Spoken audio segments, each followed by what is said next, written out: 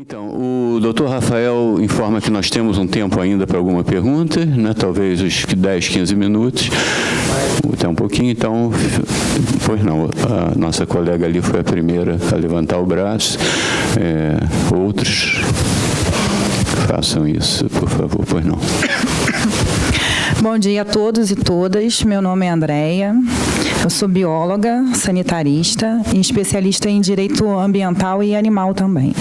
Gostaria de parabenizar o evento pela presença do professor Davi, porque esses anos todos atuando na área de meio ambiente, que são 22 anos, é muito raro encontrar num congresso de direito ambiental ou apenas de meio ambiente a temática animal, né? É a primeira vez nesses anos todos, eu costumo ir em congresso específico de direito animal.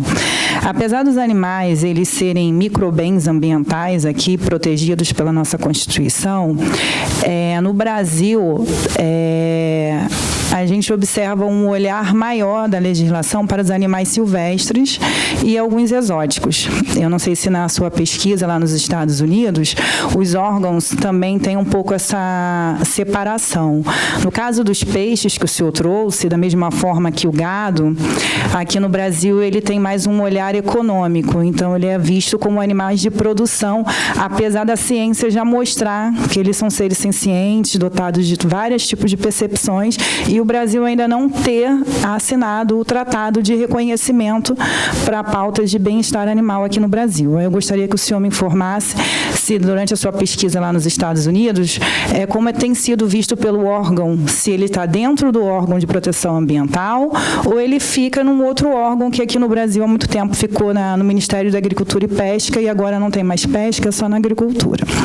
Mas essa é a pergunta número 1. A pergunta número 2, eu deixo aberto para o professor Talden ou para o professor Fernando, que seria: qual a expectativa temporal de solucionar o lento andamento dos processos judiciais de temas ambientais, tendo em vista o vasto leque de informações técnicas, científicas e o próprio conhecimento das leis ambientais atuais, frente aos impactos e possíveis danos das decisões inconstitucionais por parte dos chefes do Executivo? Um exemplo seria o apontado pelo professor Paulo Afonso e também aqui no estado do Rio de Janeiro, especificamente na cidade do Rio de Janeiro, a questão do Autódromo de Deodoro.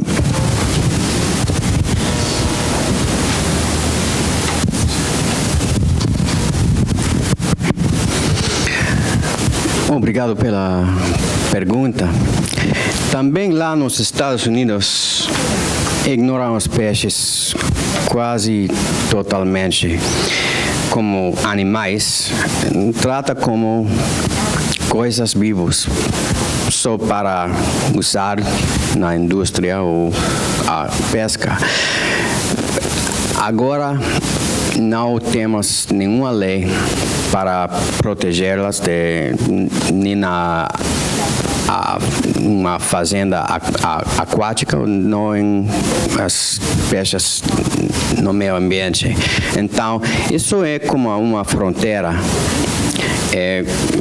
Falo disso porque quase não há ninguém outra que fale disso em estes congressos, e obrigado para dizer isso.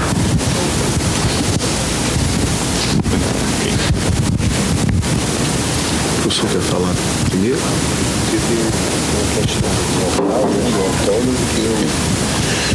Então, o professor Talden pediu só que eu falasse sobre a questão do autódromo que você levantou, né, que é uma que ele não conhece ainda. A questão do autódromo, acho que quase todo mundo aqui sabe, né, de que se trata, né? Nós tínhamos aqui no Rio o autódromo lá em Jacarepaguá, esse autódromo foi destruído, a Fórmula 1 passou para São Paulo, está há muitos anos lá em São Paulo, no autódromo de Interlagos, então agora, não é de agora, já é de alguns anos, mas esse ano voltou com força maior, né, a ideia ideia de se construir um outro autódromo no Rio, que, aliás, era uma condição para que fosse destruído o autódromo Nelson Piquet, lá em Jacarepaguá. O problema é que a área escolhida é em cima de uma floresta, né? É a única floresta existente em toda aquela região oeste da cidade do Rio de Janeiro. Só foi preservada milagrosamente porque ficou aos cuidados do Exército Brasileiro. O Exército fez dali um campo de prova, então ninguém entrava, porque o pessoal evidentemente morre de medo de pisar em minas. Há relatos de acidentes ocorridos lá, e o fato é que essa floresta cresceu, está lá, né, linda, a única floresta daquela região. Quando a gente olha o mapa, a gente fica admirado com aquilo, uma região densamente povoada com uma floresta. E a ideia é construir o autódromo exatamente ali, né? Existem vários movimentos da sociedade civil em defesa do autódromo, existe uma decisão judicial, né, contrária, mas parece que esse assunto está voltando agora com força, né? Eu li alguma coisa recentemente que já estão sendo providenciadas licenças ambientais, estudos de impacto ambiental que viabilizariam a construção do autódromo ali. Eu acho que é um tema que a gente tem que ficar de olho, que a sociedade tem que ficar de olho, principalmente a sociedade, né? Os moradores ali da zona norte da cidade, do subúrbio, porque aquilo vai ser um absurdo, né? Construir um autódromo ali, destruir uma floresta que vai ter um evento por ano, né? Um evento. A Fórmula 1 vem aqui uma vez por ano, movimenta muito dinheiro, evidentemente, mas depois aquele autódromo fica lá parado o resto do ano. Não há nada que motive ninguém a fazer outras coisas lá. Então, muito bem levantado esse tema, né? E o resto eu deixo para o professor Talden. Obrigado, professor. Cumprimentar aqui o professor Pedro Avzaradel, da Universidade Federal Fluminense, amigo querido. Bom, eu não sei se eu entendi bem a pergunta, né? Mas essa questão do tempo dos processos judiciais, eu acho que o Poder Judiciário tem respondido no tempo que ele atende às demandas. Eu acho que o Brasil tem uma boa jurisprudência em matéria de direito ambiental.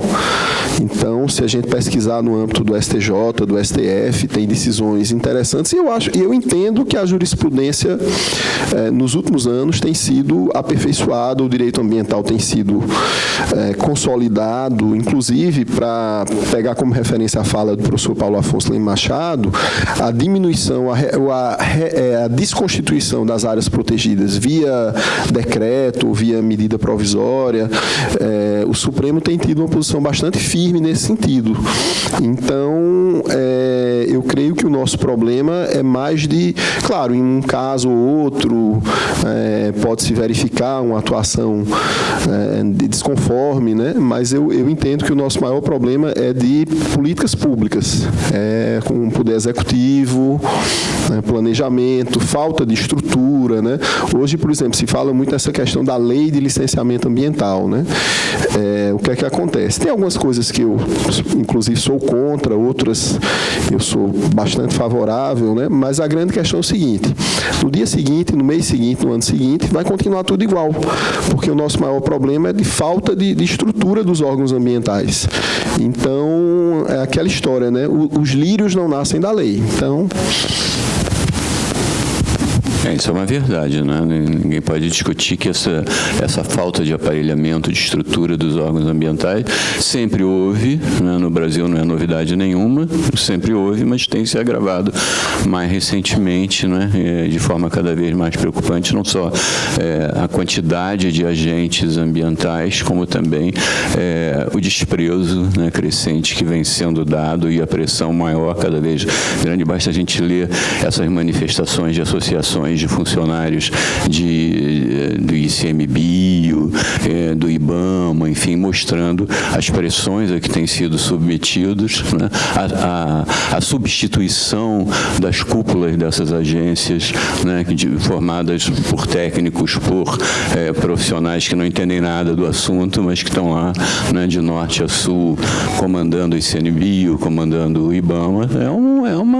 É uma conjuntura, sem dúvida, extremamente preocupante. preocupante essa que nós estamos vivendo. Você tem toda a razão, aliado ao fato de que a justiça não consegue, não é, dar conta dessas questões que estão sendo levadas, porque as pressões são muito grandes mesmo. É o que me parece, pelo menos. Tinha mais? Pois não. Professora Carla. Boa tarde a todos. É um gosto estar aqui novamente no Rio de Janeiro e nesse evento que parabenizo a organização e parabenizo os palestrantes pelas suas falas. Não sei se o professor Paulo Afonso está nos ouvindo ainda, mas caso esteja, eu aproveitaria para mandar um grande abraço para ele. É um querido amigo e um professor ilustre, o pai, para mim, do direito ambiental brasileiro. Eu queria fazer um breve comentário à fala do professor David Cassuto, que me pareceu muitíssimo interessante, sobretudo nesse twist final. Ou seja, associar a Public Trust Doctrine a uma perspectiva ecocêntrica. E eu começaria só por lembrar que, e também respondendo à colega, na Europa nós temos um conceito, que enfim, vale o que vale, de bem-estar animal na legislação da União Europeia. E que permite regular a forma como, por exemplo, os porquinhos, as vacas são encaminhados para os matadouros, que eles têm que ter espaço de respiração, têm que estar confortáveis, que eu acho que é uma grande hipocrisia, na medida em que o animal vai morrer, mas a gente quer que ele vá o mais tranquilo possível. Mas essa noção de bem-estar animal, que inclusive está nos tratados fundacionais da União, ela não impede, por exemplo, touradas em Espanha ou touradas em Portugal. Tal como a referência que a Constituição brasileira faz à proibição de crueldade para os animais, também não impede a vaquejada, que, aliás, é uma questão constitucional muitíssimo interessante que se deu aqui nos últimos 2 anos. Né? Mas, dito isso, o que eu queria iluminar na fala do professor, se me permite, é que, de fato, esse twist é muito interessante. Tentar que uma doutrina que nasce com propósitos antropocêntricos, né? Preservar os recursos nas mãos das entidades estaduais para as presentes e futuras gerações, que tem sido assim aplicada pelos tribunais. Me permita manifestar o meu ceticismo, embora a ideia me seja muito simpática.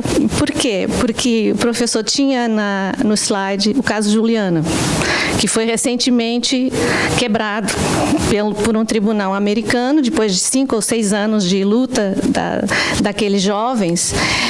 E essa perspectiva do caso Juliana, de considerar o que um juiz apelidou de right to climate como um direito humano, ela não passou na jurisdição, precisamente porque, se não me engano, os tribunais utilizaram uma expressão que também já tinham utilizado em outros casos, por exemplo, no Kivalina, eles consideraram a questão non-justiciable. Ora, se os tribunais, através da Public Trust Doctrine, eles não consideram um right to climate das presentes e futuras gerações, sobretudo as futuras, ao abrigo da Public Trust Doctrine, porque esse era um dos fundamentos do caso Juliana, será que no caso do bem-estar dos peixes, já não vou falar do direito dos peixes, porque eu tenho uma perspectiva que é dos deveres que temos para com os animais, como nossos companheiros na aventura da vida. Não vou tão longe que consiga conceber, talvez por ser quadrada, direitos dos animais. Mas acho que temos absolutamente deveres para com eles, quer os domésticos, quer os não domésticos, porque na Europa também temos muita perspectiva de o doméstico é que se protege, o selvagem ele que vive a sua vida, embora nós interfiramos com a sua vida. Mas a minha dúvida, o meu ceticismo será que os tribunais americanos vão conseguir ir tão longe como dar esse passo ecocêntrico e ler a Public Trust Doctrine nessa perspectiva que o professor ilustrou? De resto, gostei muitíssimo dessa sua abordagem. Muito obrigada.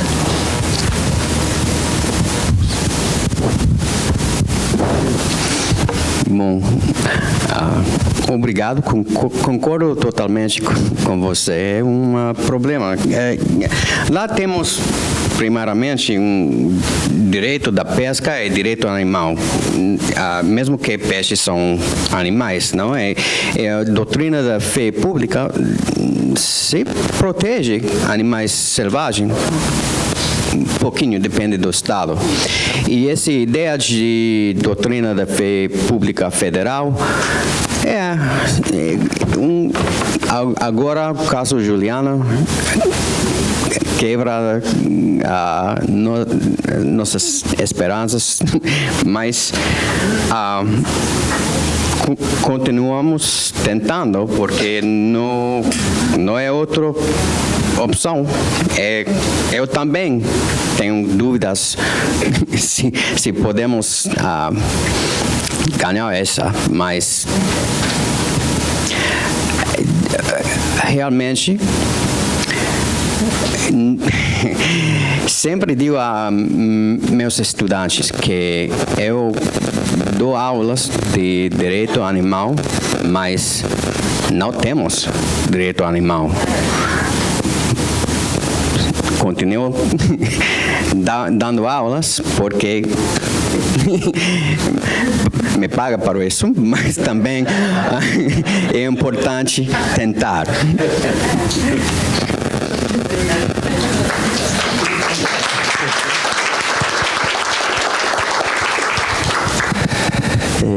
Bom dia, queria cumprimentar os palestrantes pelas excelentes palestras proferidas, e já que se falou nesse tema, eu vou fazer uma provocação, e aí nesse sentido eu gostaria de ouvir o professor David Cassuto, também o professor Fernando Valcárcel e o professor Talden Farias. As coisas que a gente está falando aqui, acho que remonta àquela antiga discussão entre biocentrismo e antropocentrismo, né? Essa questão do sujeito e do objeto do direito, isso é muito bem relatado no livro do professor François Host.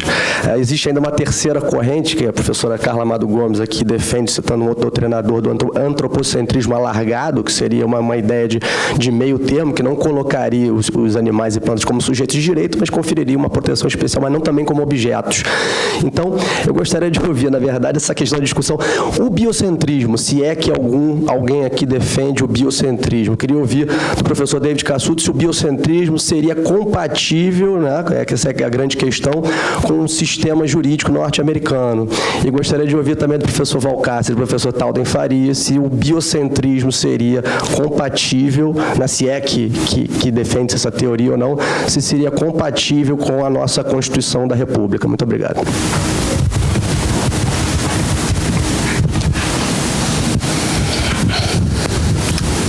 Bom, obrigado mais uma vez pela pergunta. Eu vou dizer uma ideia, poderia ser radical. Eu acredito que o biocentrismo e o antropocentrismo são a mesma coisa.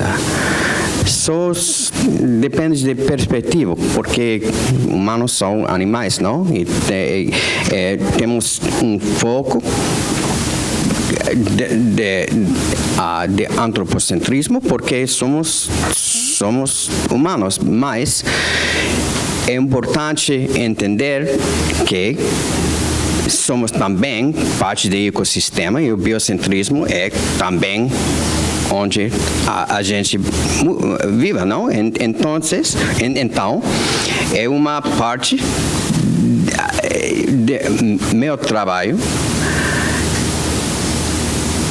advocar para a ideia que o antropocentrismo é parte de uma ideia mais grande, de uma ideia maior de biocentrismo. Eu acredito que há um pouco de progresso sobre isso, mas sou otimista.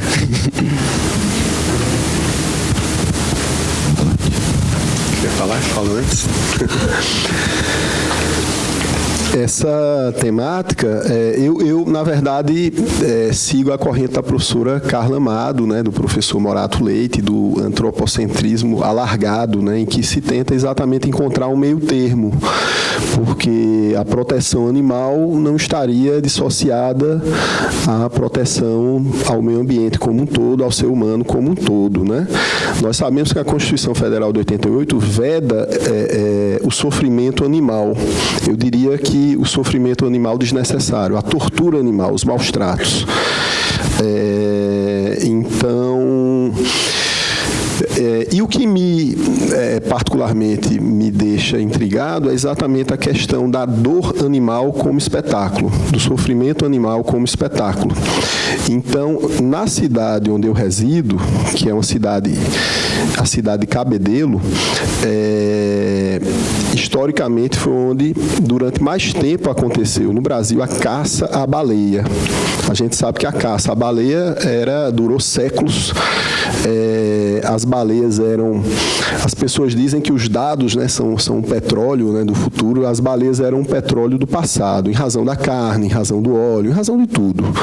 Então, quando a caça à baleia foi proibida, houve um prejuízo econômico terrível. Milhares de empregos sumiram de uma hora para outra, né? Houve uma crise econômica local. Mas o mais interessante era o seguinte: eu tenho todos os dados sobre isso. Até o início da década de 1980, até mais ou menos 85, né, quando o presidente Sarney assinou o decreto, né, regulamentando a proibição aqui no Brasil, havia um local aberto com grandes arquibancadas que eram promovidas pelo maior grupo empresarial do meu estado de origem, certo? Então as pessoas pagavam para ver a baleia sendo retalhada, né?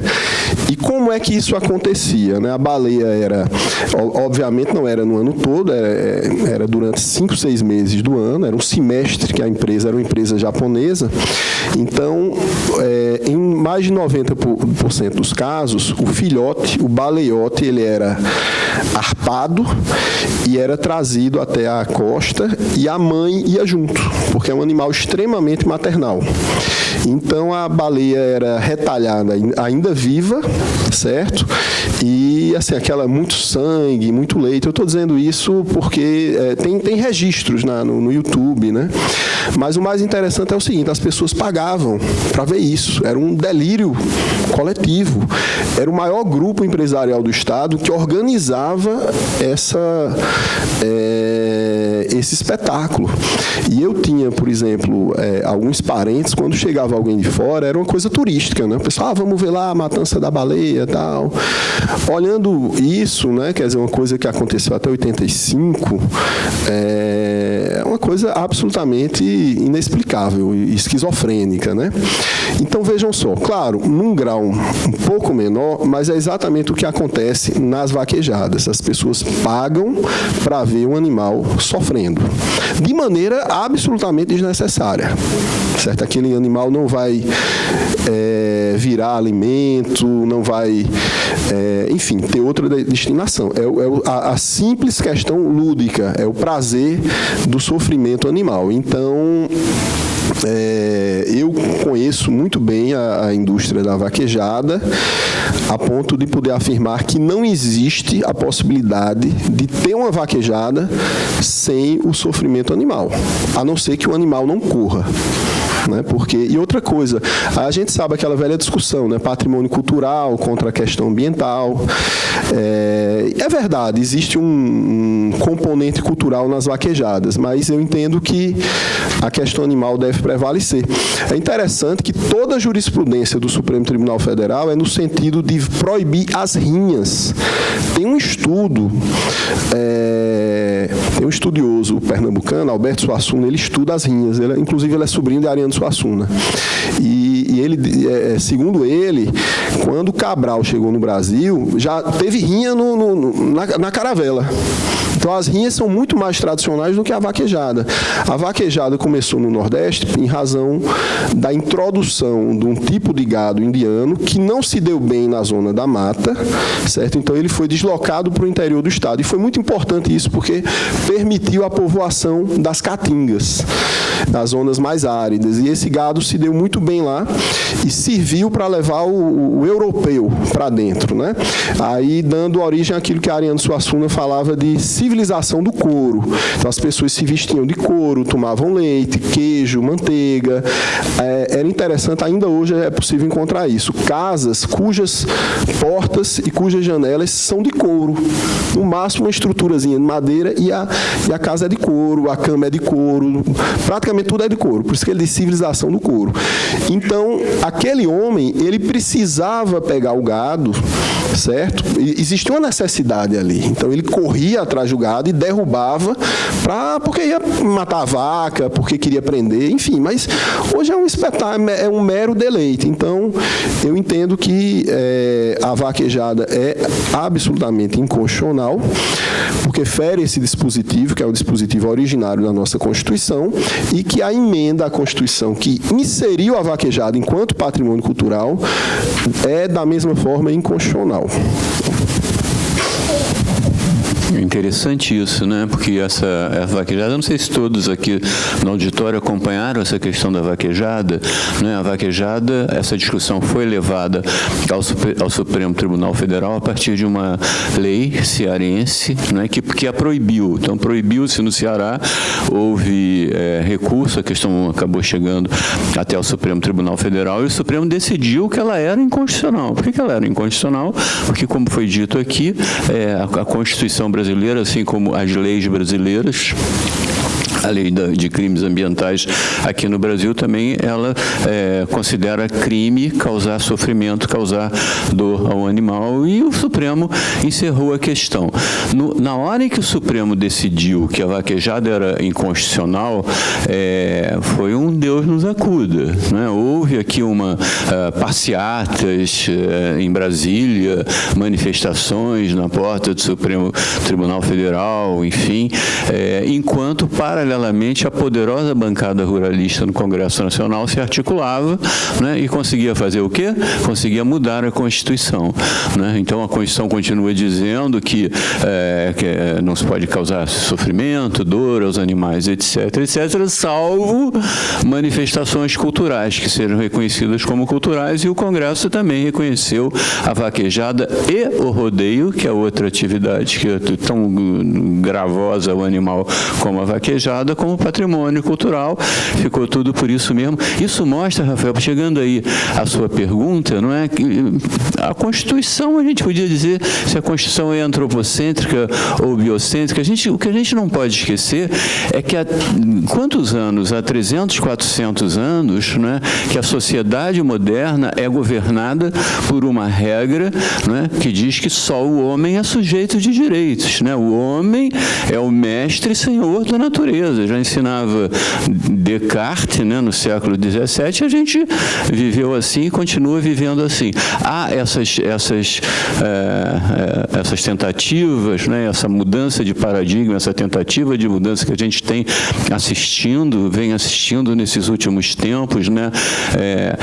Eu acho que a própria crise da biodiversidade, a destruição da biodiversidade que nós estamos promovendo sem precedentes, né? Como nunca, destrói-se a biodiversidade como nunca antes na história da humanidade.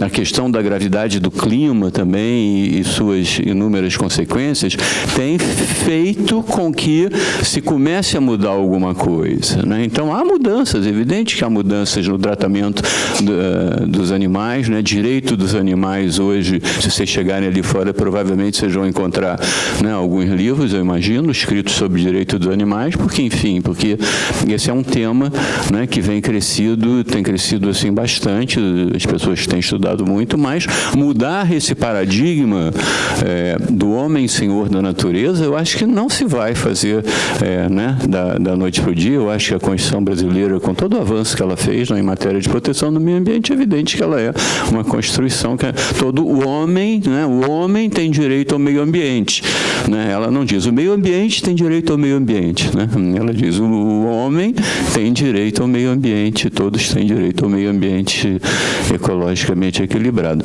E por aí vamos. Rafael, posso fazer uma pergunta? Uma palavra mais, porque estou um pouco feliz que falamos de a vaquejada, porque claro, para mim é uma coisa bem problemática, mas falamos de sofrimento dos animais terrestres e eu estava falando de sofrimento das peixes, e para mim que a conversação inclui animais terrestres é progresso, porque a maioria das pessoas não considera peixes como animais, e por isso eu considero progresso. Boa tarde, tudo bem? Meu nome é Ana Carolina. Queria fazer uma pergunta para o professor Talden. No mundo hoje, na verdade, a gente compartilha uma verdade inquestionável de que prosperidade é sinônimo de crescimento econômico.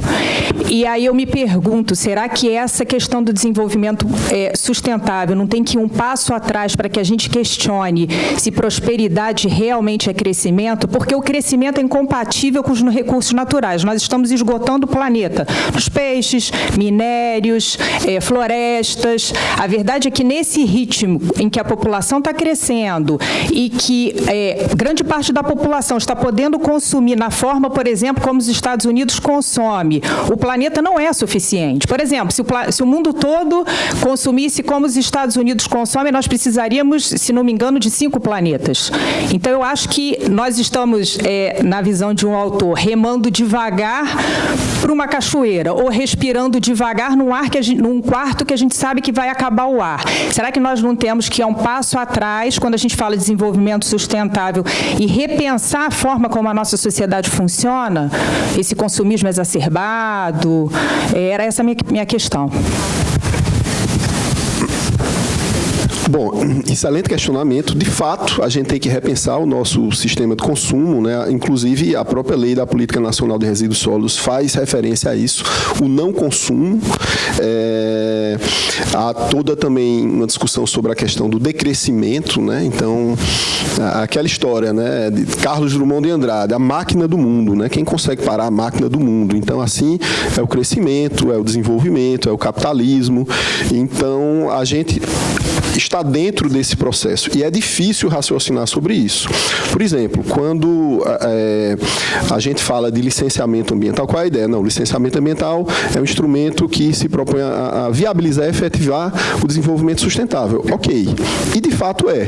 Mas na prática, como é que funciona isso? Na prática, o desenvolvimento sustentável simplesmente é um processo administrativo que vai pôr em prática os chamados padrões de qualidade ambiental, porque a poluição ela é permitida dentro de determinados níveis, seguindo determinados procedimentos, porque nós usamos os recursos naturais. A grande questão é como, é até que ponto, é de que maneira, certo? Então, como encontrar o limite razoável? Quem é que sabe exatamente qual é o ponto sem retorno? Quem é que sabe exatamente até que ponto eu posso consumir os recursos renováveis a ponto de eles, de fato, poderem se renovar? E os não renováveis, a ponto de que eles possam existir e prevalecer assim também, né? Persistir assim também o poder de escolha das gerações futuras. Então, é muito difícil. Eu não gostaria muito de ter essa resposta. E a gente tem uma dificuldade de raciocinar porque a gente está no meio de um processo histórico global. Então, de repente, até já passou. Eu entendo que não, prefiro ser otimista. E o seu raciocínio é exatamente aquele de Mahatma Gandhi, né? Quer dizer, o planeta tem recursos para todos, mas não para a ganância de todos, né? Salvo engano, era mais ou menos assim a frase. Então, é difícil esse ponto sem retorno. É difícil saber exatamente. Assim, a gente tem há algo que a gente não alcança exatamente, né? Bom, só queria fazer aqui uma pequena referência, né? Eu concordo com tudo que o professor Valcárcer falou a respeito da política ambiental do governo Bolsonaro, com a postura do Salles, né? Mas o presidente do IBAMA é uma pessoa extremamente preparada na área de direito ambiental, um grande especialista em licenciamento. Evidentemente, eu não estou fechando os olhos para a falta de estrutura, né, falta de servidores, falta de recursos, enfim, só fazendo aqui esse pequeno adendo, né? Até concordo, por exemplo, a gente olha para a diretoria do Instituto Chico Mendes, não tem ninguém com a mínima expertise na área, certo? Bom, agradeço aí a pergunta. O Instituto Chico Mendes é responsável pela preservação da biodiversidade brasileira, né? É tema desse painel. Mais alguém?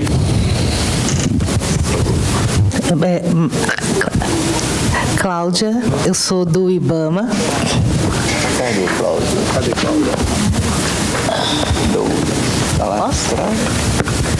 E, assim, primeiramente, parabenizar a mesa. Segundo, dizer que existe uma resistência dentro do IBAMA. Existe uma resistência, existe gente preparada, tanto que eu estou aqui sem diária, sem passagem, vou compensar depois esse horário que eu estou aqui, justamente para tentar pegar essa experiência e levar para dentro do órgão, para quando o meu usuário lá na ponta me questionar sobre alguma coisa ou pedir o meu posicionamento, eu ter condições técnicas para poder responder sobre o tema. O segundo ponto, o comentário do Dr. Taldi. Isso até parece direito. Então, o que eu vejo na minha experiência na área de parecista, na área de analista, é que às vezes o judiciário não consegue enxergar esse direito. Então, não sei se os senhores estão relembrados desse fato que aconteceu dentro do tema patrimônio genético, mas em 2011 e 2012 foi deflagrada a Operação Novos Rumos. E a gente trouxe um olhar completamente diferente para o patrimônio genético. O que é o uso da biodiversidade, o que é funcionalidade dentro da biodiversidade e o uso dessa funcionalidade, desses ativos biodiversos pelas empresas. Então, mesmo hoje, mesmo depois desse tempo, a gente ainda tem esse tipo de posicionamento do judiciário. Nossa, até parece direito. Nossa, mas por que por que o maracujá é tão importante? Por que o cupuaçu é tão importante? E, recentemente, o TRF5, eu sou da Superintendência de Pernambuco, o TRF5 decidiu, com base num laudo pericial, de que fabricar pré-forma plástica, aqueles plásticos pequenininhos que vão virar as garrafas PETs, não é uma atividade potencialmente poluidora. Então, assim, aí a minha pergunta para o Dr. Taldi. Dr. Taldi, como a gente faz com que o judiciário entenda o que é uma atividade potencialmente poluidora? Porque esse é meu desafio diário. O meu parecer, a minha nota técnica, ela vai compor um processo, ela vai para dentro da judicialização. Quando a Procuradoria precisa da ponta, ela faz, analista, eu preciso que você me dê um posicionamento técnico. Aí a gente faz todo um posicionamento técnico respaldado, 30 laudas, foto, figurinha, e quando chega para o juiz, ele fala assim, não, mas eu não entendo assim. Não é. Aí a gente reza para ir para o STJ, cair na mão de alguém que tem um conhecimento de direito ambiental, que não olhe para o direito ambiental e faça assim, nossa, até parece direito, e que veja a finalidade daquilo ali, que proteção nós estamos dando. Porque, não, você pode desenvolver a sua atividade, desde que você respeite a legislação e resguarde o meio ambiente do resíduo que você produz. Então, assim, como a gente trabalha com isso, que para mim é um desafio diário. Você tenta se explicar o melhor possível, você tenta se justificar o melhor possível, você mostra a legislação por A mais B e é decidido contrariamente, assim como a vaquejada, assim como vários temas. Patrimônio genético, então, até hoje o captopril, que é um medicamento à base do veneno da jararaca, até hoje ninguém recebe um centavo de repartição de benefícios. Recentemente, o IBAMA conseguiu multar a ASHE pelo uso do Axeflan. O Axeflan foi um medicamento anti-inflamatório conseguido a partir da erva baleeira, tá? E foi uma luta para se conseguir. E mesmo assim, como quando nós chegamos no Conselho de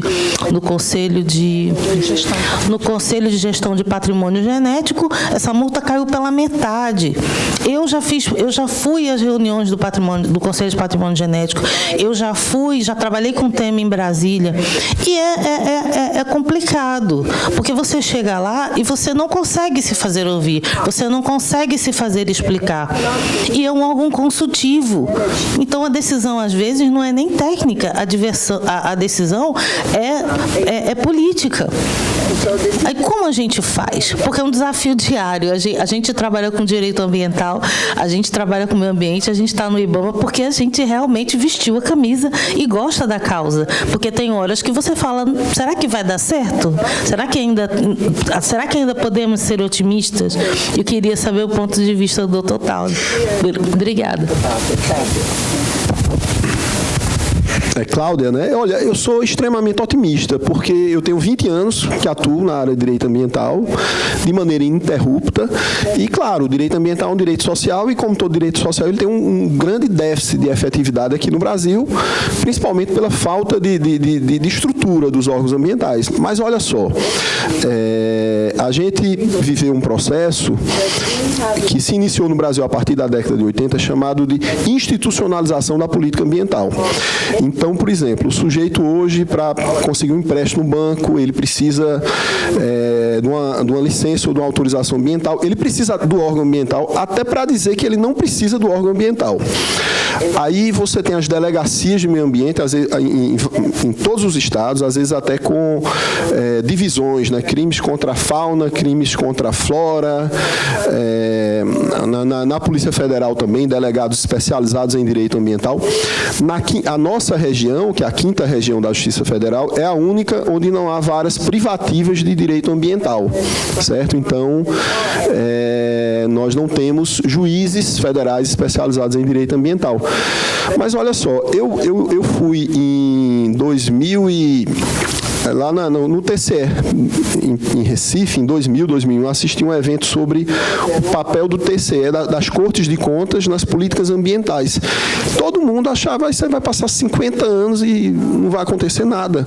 Mas hoje as Cortes de Contas, tanto o TCU como os TCEs e TCMs, eles têm, claro, isso varia de acordo com cada situação, mas eles têm divisões, órgãos, servidores especializados. Então, eu entendo que houve muito avanço, certo?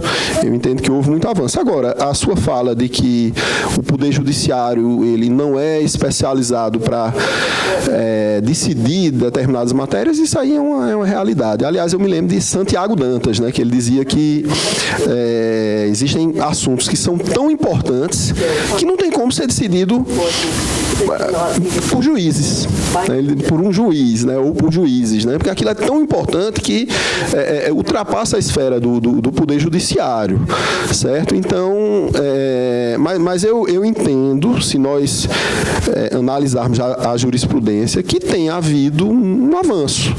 A própria questão da vaquejada, né, da sua fala, houve uma decisão favorável por parte do Supremo. Aí depois houve a inclusão, ao meu ver, indevida da PEC, né, pelo Congresso Nacional, certo? Então, eu entendo que é um processo histórico, não é uma coisa que vai se afirmar de 10 anos, 15 anos, né? Mas as instituições estão avançando, certo? Então, eu penso positivamente. O Cláudio, eu não sei se eu deixei claro na minha fala que eu tenho o mais profundo respeito pelos funcionários do IBAMA. Eu sou funcionário público, fui funcionário público a vida inteira, fui funcionário aqui da FEMA durante alguns dos melhores anos da minha vida também. Então, eu não estava falando de funcionários do IBAMA, nem de funcionários. Só porque eu não fiquei indo, será que ela achou isso? Então, só deixar claro isso. Essa questão gravíssima que você levanta da preservação de recursos genéticos, eu lembro assim, que a Convenção da Biodiversidade, assinada aqui no Rio em 1992, ela diz que um dos objetivos dela é exatamente garantir a participação justa e equitativa dos países na distribuição dos efeitos dos recursos genéticos. E isso não acontece, é uma questão política mesmo. Você levanta essa questão, existe uma resistência muito grande de países muito poderosos, né, em que isso não saia do papel, né, porque você está mexendo em interesses aí de bilhões e bilhões de dólares de indústria farmacêutica, né, do mundo inteiro. E a gente também não está muito preocupado com isso, né? Essa é uma questão que passa meio longe, me parece, aí das preocupações do país, né? Parece que a gente tem uma quantidade de recursos que é inesgotável, que a gente pode destruir, que a gente pode explorar, e as nossas populações detentoras desses saberes tradicionais e desses patrimônios genéticos, único no mundo, né? O Brasil é o detentor de uma mega biodiversidade, né? Continuam tão pobres como sempre foram, tão explorados como sempre foram, tão miseráveis como sempre foram. Acho que não tem muito a ver com direito aí, né? É mais uma questão de soberania, né? É muito sério essa questão que você levanta, eu acho. Oi, professor Talden.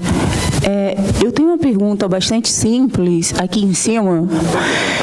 Isso. A pergunta é a seguinte: qual é o limite técnico que o direito encontra para definir o que é sofrimento animal? Qual é o limite aceitável desse sofrimento?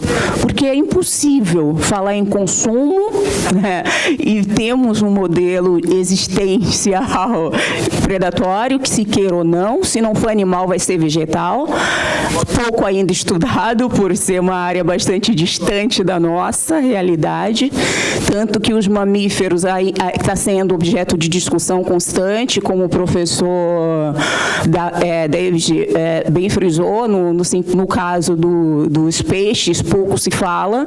Eu pesco desde criança, então uma coisa assim que sempre observei de perto, a forma como o bicho sofre, né, o animal sofre, no caso dos peixes, e ninguém discute nada sobre esse assunto. A pergunta que eu tenho, para não entrar nesses devaneios, às vezes, que tem por aí, que são muitos em diversos setores, principalmente nas áreas veganas, vegetarianas, etc., que são setores até um tanto extremistas, porque o fato é que somos predatórios e dependemos, né, da predação de outra espécie para nos alimentar, seja ela qual for. A pergunta é mais específica no sentido como o direito estabelece esse limite do sofrimento. Até onde esse sofrimento é aceitável? Qual é o limite dele? Eu acho que eu não sei responder. Talvez o professor David responda com muito mais competência do que eu. Agora, eu só tenho certeza de uma coisa. O limite do que o direito impõe, ele não é o limite do sofrimento animal. Por exemplo, quando a gente questiona a questão da rinha, né, rinha de galo, de cachorro, de peixe, ou a vaquejada, né, ou a questão da caça, a baleia, né, a gente sabe que o sofrimento animal vai muito além disso. Então, tem uma série de situações em que o sofrimento animal é claro e o direito permite, certo? Então, esse limite, na verdade, do direito é bem mais amplo, bem mais permissivo do que o limite do direito animal. Mas eu creio que o professor David, né, vai se desincumbir dessa resposta bem melhor do que eu. Eu também tenho pouca competência para responder isso, mas falo isso. A consumir da comida é uma coisa moral, é ética. É por isso a gente deve pensar como queremos comer. E o consumo de animais, a gente não precisa consumir animais, a gente quer consumir animais. E por isso, o sofrimento dos animais é uma questão que quanto sofrimento a gente pode como se fala? Permitir. Agora, nos Estados Unidos, temos mais vegetarianos e veganos que no ano passado. Espero que no ano que vem temos mais. É por isso que a gente vai a gente começa a acontecer que sofrimento importa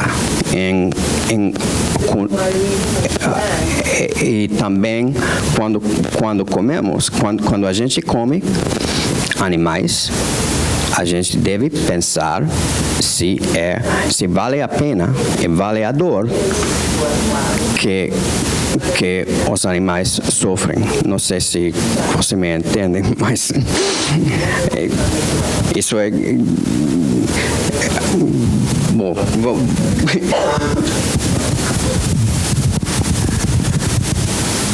Pois não? Bom dia. A minha pergunta, na verdade, é uma dúvida mais sobre a fala do professor Farias.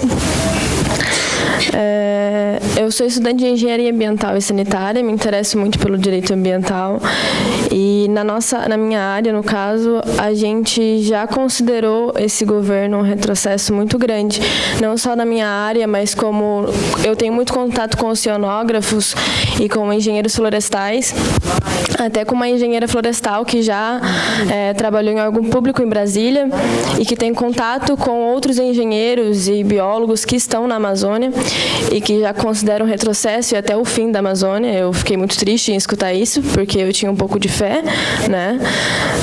Talvez dê para recuperar, né? Ou não deixar acabar com isso. Mas eu entendi que o senhor tinha comentado que não considera esse governo um retrocesso, sabe? Mas eu queria entender um pouco melhor sobre isso, porque para mim e para todos da minha área, pelo menos, né? Oceanógrafos, como eu disse, a gente considera um retrocesso gigantesco. E em tão pouco tempo. Bom, muito importante seu questionamento. Na verdade, eu considero o governo, a política ambiental do governo Bolsonaro, um retrocesso. Considero a atuação do ministro Salles uma atuação insuficiente. Basta dizer que até agora, existem 26 cargos da mais alta relevância no Ministério do Meio Ambiente vagos. Quer dizer, sob a alegação, não, mas eu estou economizando por conta de 26 cargos. Quer dizer, a alegação estapafúrdia, na minha opinião, e a política ambiental não avança, certo? Claro, não vou dizer que tudo é negativo na área ambiental. A única referência que eu fiz aqui, nós vamos ter amanhã como palestrante o professor Eduardo Bin, que é advogado da União, especialista em direito ambiental, tem especialização em direito ambiental, tem mestrado, doutorado, e é uma pessoa séria e qualificada. Agora, o que é que acontece? O IBAMA, ele é o órgão executor da política ambiental, certo? Então, ele executa. O IBAMA não planeja, não delibera sobre políticas ambientais. Ele está na ponta. Ele é o executor, certo? E, claro, como todos os demais órgãos ambientais, ele sofre com todos esses problemas de falta de servidores, falta de dinheiro, enfim. Então, na verdade, eu imagino que sua pergunta surgiu do meu à parte aqui ao professor Valcácer, né? Então, foi só esse adendo. Na verdade, por exemplo, o Salles, eu acho engraçado, né? Ele ficava, olha, a gente não pode, o brasileiro se importa muito com a questão do meio ambiente natural, da floresta. O nosso foco agora é o saneamento, né? Ele repetia isso exaustivamente, mas o saneamento nem era da pasta dele, na verdade, né? Então, me parece que é uma intenção de fato, não implementar uma política, certo? E desidratar a política que está, tá? Então, eu até nem gostaria de falar nisso, porque eu evito, mas já que fui perguntado, não poderia fugir da situação, assim como também me vi na obrigação só de fazer a referência aqui, né, ao BIM, né? Enfim. Não, é que eu só fiz essa pergunta porque se tivesse alguma coisa positiva eu me sentiria aliviada, né? Porque eu estou muito preocupada, não sou eu, como muita gente. Mas eu já imaginava que não teria muito... Não, mas teve uma coisa extremamente positiva, que foi o seguinte, a reação. O ministro Paulo Guedes, quando voltou de Davos, ele voltou com outra postura. Tá entendendo? Ele voltou com outra postura. Vários analistas políticos agora falando, olha, essa forma como o governo tratou a política ambiental trouxe um prejuízo terrível à economia brasileira, né? Inclusive, essa alta do dólar, né, que obviamente tem a influência também da questão do coronavírus, mas ela aconteceu antes. Sim. E vários analistas políticos, claro, é um conjunto de fatores, mas colocaram aí, com um papel muito importante, essa questão ambiental. O discurso ambiental é um discurso muito preocupante, certo? Então, foi interessante porque houve uma reação internacional, houve uma reação de segmentos econômicos dentro daquela história que eu falei antes, ou seja, é um processo histórico, então você não vai conseguir suprimir essa política, né? Assim, pode conseguir até alguma coisa de maneira pontual, certo? Então, nesse sentido, foi muito importante. Porque olha só, essa reação não foi organizada pelo PT, não foi organizada, foi da sociedade civil, foi de segmentos empresariais, certo? Então, eu particularmente fiquei satisfeito com essa reação. Muito obrigada. Mas essa reação veio de fora, né? Você disse que veio de fora, né? Quer dizer, esses trilhões de dólares, né, que esses fundos estão ameaçando parar de investir aqui no Brasil se não mudarem a política ambiental, porque é óbvio, né? A ideia do planeta, né, que todos compartilhamos o mesmo ecossistema, é uma ideia que cresce no mundo inteiro. O mundo está vendo o que acontece aqui no Brasil, o governo pode fazer o discurso que quiser, mas o mundo está vendo o que acontece no Brasil e o dinheiro, né, o capital está tomando as suas providências. E se alguma reação virar, eu acho que não vai ser daqui, eu acho que vai ser de fora mesmo, que vai forçar, né, isso que eu já tinha falado antes, o Guedes voltou de Davos, sabe, dizendo assim, onde é que isso vai parar, sabe, temos que mudar isso, porque senão o bicho pega. A minha pergunta, na verdade, é quase um gancho, e aí é até um momento pertinente que eu acho que eu consigo fazer uma última pergunta de fechamento com um pouco de otimismo para todo mundo, né? Dentro do que ela colocou ali sobre o retrocesso, que ponto estamos, que crise, eu lembrei aqui de um livro do professor Paulo Vicente, que eu recomendo a todos a lerem, que é Um Século em 4 Atos. E ele explica um pouquinho sobre o início da crise, né? Que a gente chega a um momento de esgarçamento, talvez seja esse momento que estamos hoje, pelo menos do ponto de vista ambiental, e é quando vem a crise e depois vem a nossa recuperação.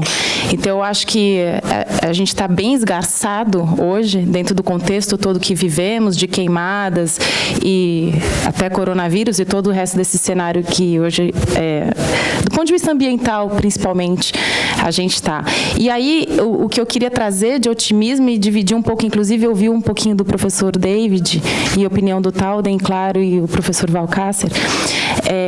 A gente vê todos os dias, eu estou na área ambiental advogando há mais de 16 anos, e eu nunca me senti tão surfando a onda do momento, né? Porque o valor econômico, todo dia tem uma reportagem sobre meio ambiente. Então, vamos olhar isso com bons olhos, né, para o bem e para o mal.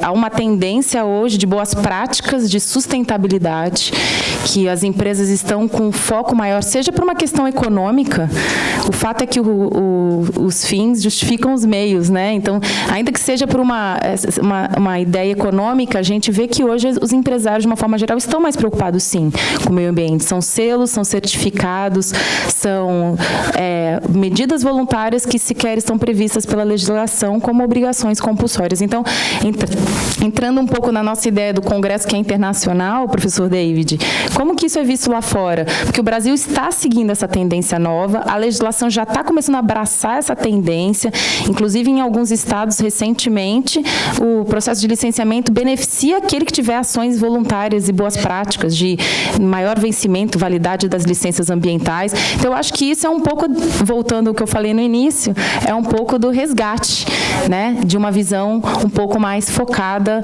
na sustentabilidade.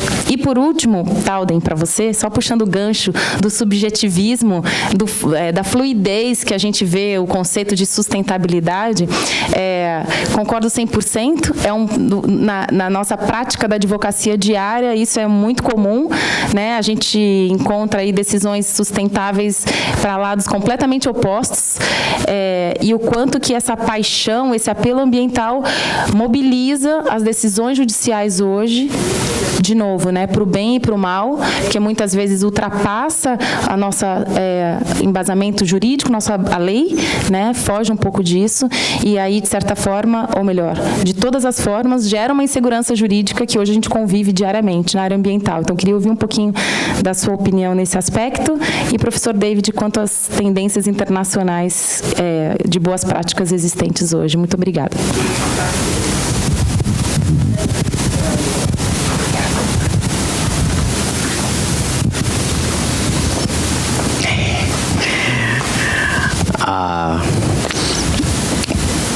Posso responder em inglês?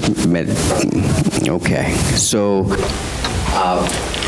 first, I was. Primeiro, eu diria que eu fico um pouco temeroso de expressar uma opinião sobre como as regulamentações e leis brasileiras são vistas no exterior e nos Estados Unidos, porque a realidade é que a maioria das pessoas nos Estados Unidos não tem uma opinião, eles não se concentram no exterior, o que é um grande problema para nós. Os Estados Unidos se vê como uma entidade insular e que suas leis só se aplicam a si mesmo e não prestam atenção a outros países. E eu diria que esse é um dos maiores desafios que enfrentam os Estados Unidos. Mas eu gostaria de lhe dar uma resposta sobre eu, que passo muito tempo no Brasil,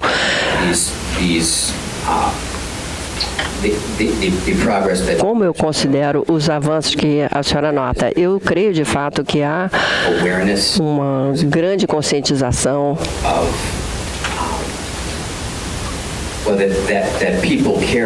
e que as pessoas estão mais preocupadas com o seu meio ambiente, não só com o seu ambiente, mas com o meio ambiente.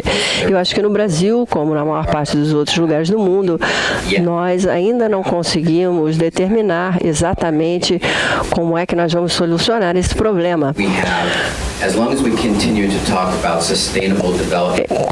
Continuamos falando do desenvolvimento sustentável sem definir, entretanto, o desenvolvimento. Então, como é que nós podemos nos desenvolver mais quando nós temos uma economia baseada no carbono e que essa economia está destruindo o mundo? Portanto, é impossível se desenvolver de forma sustentável. E todas as vezes que os países fazem algum barulho sobre se tornar neutro em termos de carbonos, é só isso, é só falatório, e não vimos nenhuma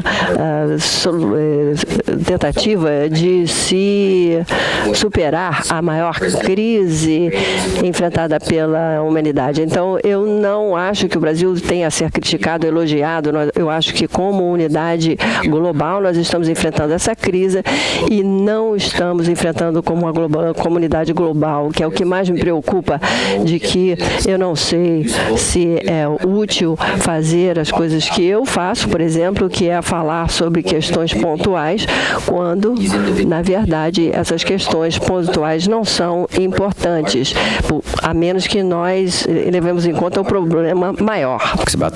Mas quando eu falo sobre o problema maior a nível internacional ou doméstico, ele se perde, porque é um problema de ação coletiva e não há vontade para a ação. Eu espero que eu tenha respondido a sua pergunta. Bom, eu achei a colocação da Luciana Gil, né, muito pertinente, um pouco ampla, né? Mas eu diria o seguinte, que tentando fazer uma simplificação, né, que o nosso objetivo tem toda essa discussão, né, a extinção do planeta, a extinção da vida no planeta ou da vida humana, né? Na verdade, o nosso objetivo, enquanto atores da política ambiental, é a nossa própria extinção, ou seja, chegar um momento que ninguém vai mais discutir questões ambientais, nem norma ambiental, simplesmente porque a sociedade já se adequou, já é uma sociedade sustentável, né, ecologicamente sustentável. Então, esse é o nosso objetivo. Nós estamos exatamente nesse período de transição energética, que é imprescindível dentro desse processo para que nós não percamos o timing, né? Então, sem esse diálogo da economia com a questão ambiental, a coisa não vai funcionar. E um exemplo muito simples é que, na imensa maioria dos municípios brasileiros, a Lei da Política Nacional de Resíduos Sólidos saiu muito pouco do papel. E por quê?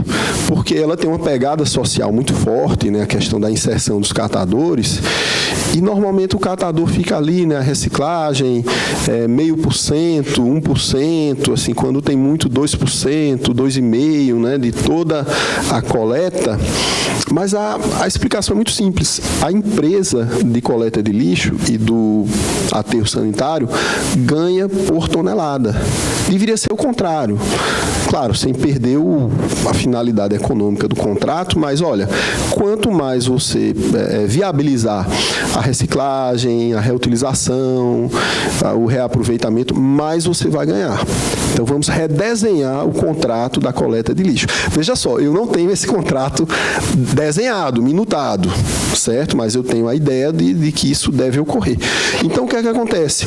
A lei é de 2010 e até hoje a gente continua adiando prazos, né, a pouca inserção dos catadores. O Brasil tem cerca de 750 mil catadores, é muita coisa, né?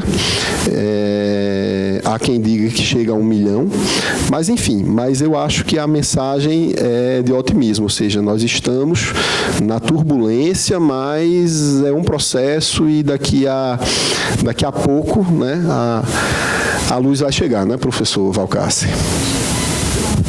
Então, com essa mensagem de otimismo, acabamos, né, podemos encerrar aqui o nosso painel, agradecendo a todos aqui pela presença, agradecendo ao professor David Cassuto, ao professor Talden Farias, que nos abrilhantaram com suas participações ao longo da manhã. Muito obrigado a todos.